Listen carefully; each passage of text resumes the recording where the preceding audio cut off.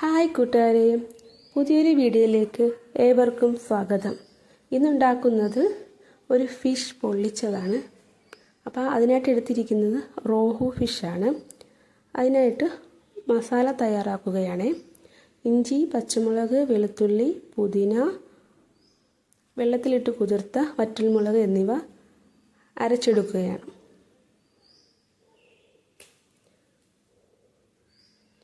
ഇനി വേറൊരു മസാലയും കൂടി തയ്യാറാക്കുകയാണ്. മുളക് പൊടി, മഞ്ഞൾപ്പൊടി, ഉപ്പ്, നാരങ്ങാ നീര്, എണ്ണ എന്നിവ ചേർത്ത് യോജിപ്പിച്ച് ഒരു മസാലയും കൂടി തയ്യാറാക്കുകയാണ്.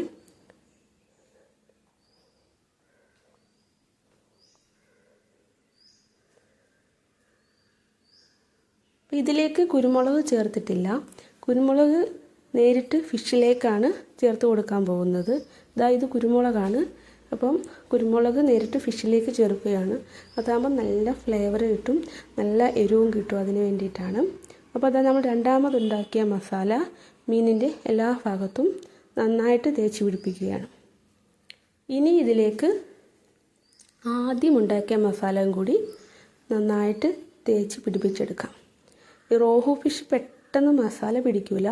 അപ്പോൾ നമ്മളിതിനെ നല്ല രീതിയിൽ മസാല തേച്ച് കൊടുത്ത് കുറച്ച് നേരം റെസ്റ്റ് ചെയ്യാൻ വെക്കണം. അപ്പോൾ ഈ മസാലയെല്ലാം നന്നായിട്ട് എല്ലായിടത്തും നന്നായിട്ട് പിടിപ്പിച്ച ശേഷം നമുക്കിത് ഫ്രീസറിൽ കുറച്ച് നേരം റെസ്റ്റ് ചെയ്യാൻ വയ്ക്കാം. ആ സമയത്തൊരു വേറൊരു മസാലയും കൂടി ഉണ്ടാക്കിയെടുക്കുകയാണേ.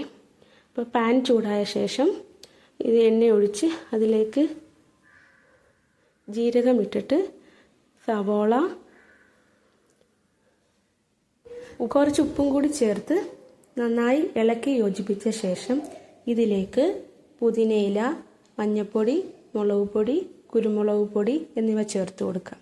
ഇവയെല്ലാം നന്നായി ഒന്ന് ഇളക്കി യോജിപ്പിച്ചിട്ട് ഇഞ്ചി, വെളുത്തുള്ളിയുടെ പേസ്റ്റും തക്കാളിയും കൂടി ചേർത്ത് കൊടുക്കാം.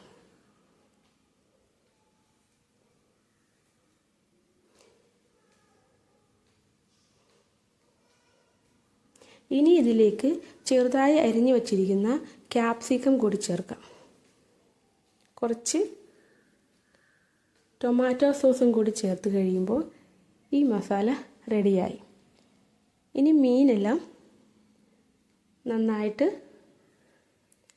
മസാല പിടിച്ചിട്ടുണ്ട്. ഫ്രീസറിൽ നിന്ന് മീനെടുത്ത് ഇപ്പോൾ ഒരു അലൂമിനിയം കോയിലിലേക്ക് ഈ മസാല കുറച്ചൊന്ന് തടവി പുതിനയില, ചെറിയ നാരങ്ങയുടെ പീസ് ഇതെല്ലാം ഇട്ടിട്ട് ഇതിൻ്റെ പുറത്തേക്ക് മീൻ വെച്ച് കൊടുത്തിട്ട് നമ്മൾ മൂന്നാമത് തയ്യാറാക്കിയ മസാലയും കൂടി നന്നായിട്ട് തേച്ച് പിടിപ്പിച്ച് നല്ലതായിട്ട് തേച്ചിട്ട് ഇതിൻ്റെ പുറത്തേക്ക് തക്കാളി, ചെറിയ പീസ് നാരങ്ങയും കൂടെ വെച്ച് കൊടുത്ത് പച്ചമുളകും വെച്ച് അലൂമിനിയം ഫോയിൽ നന്നായിട്ട് പൊതിഞ്ഞെടുക്കാം.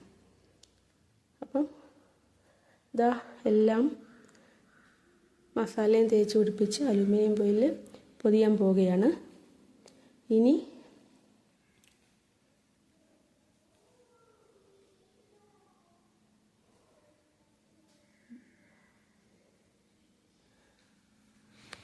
അപ്പോൾ നമുക്കിനി ഇത് അലൂമിനിയം ഫോയിൽ നന്നായി പൊതിഞ്ഞെടുത്ത ശേഷം ചെറിയൊരു ചട്ടിയിൽ വെച്ച് പൊള്ളിച്ചെടുക്കാം.